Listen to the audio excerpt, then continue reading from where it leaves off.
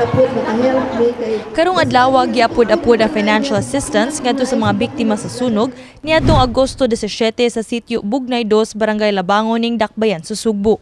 Ang maong paghatag og hinabang gipanguluhan sa kagamhanan sa Dakbayan pinaagi sa Department of Social Welfare Services.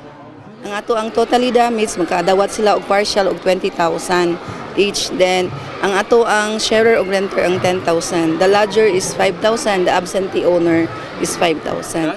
Mokabat sa 80 ka pamilya ang gibahin sulod sa unom ka classrooms sa Labangon Bliss Elementary School nga mo'y relocation center sa mga apektadong pamilya. Problema sa lamok, tubig ug CR ang gisaysay ni Anjanette nga mo'y hagit nga ilang giatubang karon sa maong tunghaan. Lisod kayo ma'am, kaya mga bata kay masakit mangud kay dahan kay lamok. Nga uso berong dinggi. Nga mo tubig ma'am kay wala mo kay kuan usay mapaw, usay wayagas. Muna mo buliman ang diri og usay among CR is bara. Testing unta ta sa lamok.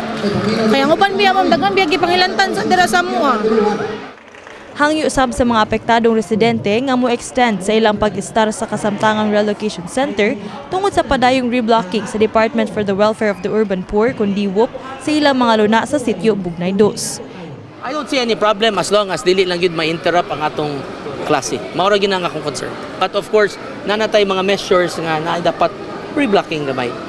Naglisod namang DWUP, di ba? Atong di pa reblock so that dili na ni mahitabog usab.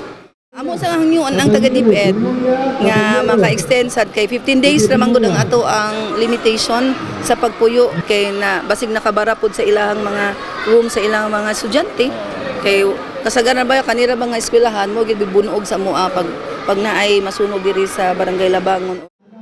Kini si Queenie Holigon alang sa MyTV Cebu.